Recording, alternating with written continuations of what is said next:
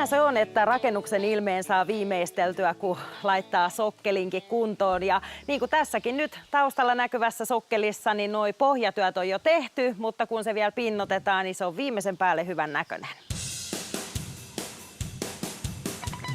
Nämä pohjathan on tasoitettu sokkeli- ja oikaisulaastilla ja ennen kuin pinnotushommiin päästään, niin käydään tietenkin kaikki nämä skarvit täältä läpi pakkelilasta ja sitten hiomakiven avulla. Lopuksi poistetaan pölyt harjaamalla ja sen jälkeen päästään pinnottelemaan.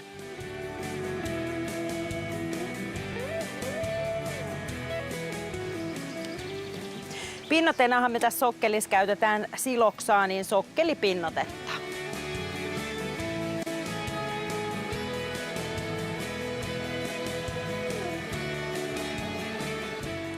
Vaikka tämä onkin valmis pinnote, kun purkin kannen avaa, niin se on valmista käyttöön, niin silti sitä kannattaa aina pikkasen pyöräyttää. Ja jos käyttää tällaista isoa konetta, niin kuin mulla nyt on tässä, niin kannattaa valita hitaat kierrokset. Nimittäin jos liian nopeilla kierroksilla ja liikaa sekoittaa tätä pinnotetta, niin se ikään kuin ohenee ja se vaikuttaa sitten oleellisesti noihin työstöominaisuuksiin.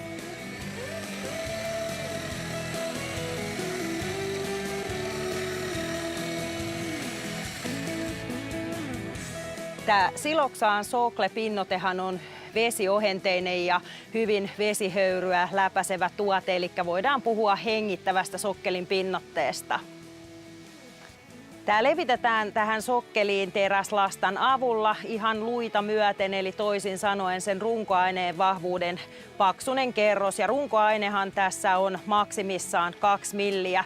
Ja sitten kun sit ollaan saatu levitettyä siihen, niin sen jälkeen sitä päästään hiertämään. Ja hiertohan tapahtuu tällaisella ohkaisella muovihiertimellä ja pyörivin liikkein tehdään se hierto. Ja ei levitetä isompia alueita kerrallaan kuin minkä noin 15 minuutissa kerkee hiertää, nimittäin siihen saattaa sitten helposti jäädä tämmöinen kuivumissauma. Ja kaikista pahin pinnotuskelihän on silloin, jos aurinko paistaa ja on kova tuuli, niin silloin melkein kannattaa pinnotushommat unohtaa. Nämä kaikki ulkokulmien ylityksethän tehdään niin, että levitetään pinnotetta reilusti tuonne toisellekin sivulle ja sen jälkeen hiertimellä hieretään se ikään kuin yli. Silloin siitä saa kaikista siisteimmän näköisen.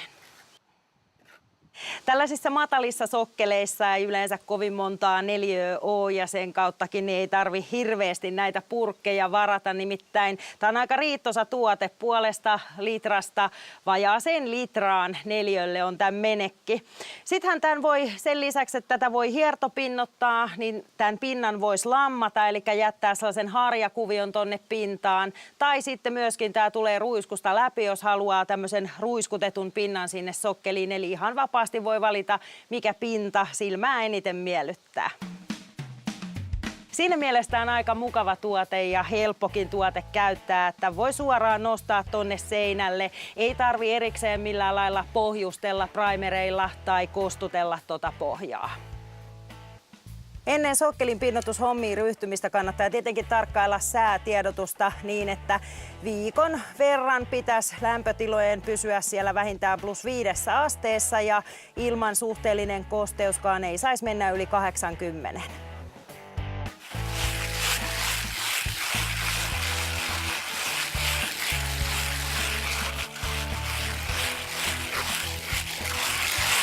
Sitten kun tätä hiertämistä tekee, niin aika ajoin tätä lastaa kannattaa putsata. Esimerkiksi pakkelilastalla työntää nämä ylimääräiset pois, sitä nimittäin alkaa tähän hieron aikana kerääntymään jonkun verran. Sitten jos tässä on ihan auttamattomasti liikaa pinnotetta, niin tämä hierin ikään kuin takertuu tuohon kiinni, niin ei hätää. Pakkelilastalla vähän poistaa sitä niin, että se on siellä sen runkoaineen vahvuuden verran ja jatkaa hiertämistä. Käsittelykuivahan tämä on seuraavana päivänä ja noin kuukauden päivät vie, että se on lopullisesti kovettunut. Ja ilmeeltäänhän tästä pinnotteesta tulee täyshimmeä. Ja näitä sävyjähän löytyy sitten sieltä Siloxanin värikartasta vaikka kuinka. Ja nämä sävyt on sellaisia, että kun nämä kestää hyvin UV-säteilyä ja säätilojen muutoksia ja vaihteluita, niin tämä sävy säilyttää värinsä hyvänä pitkään.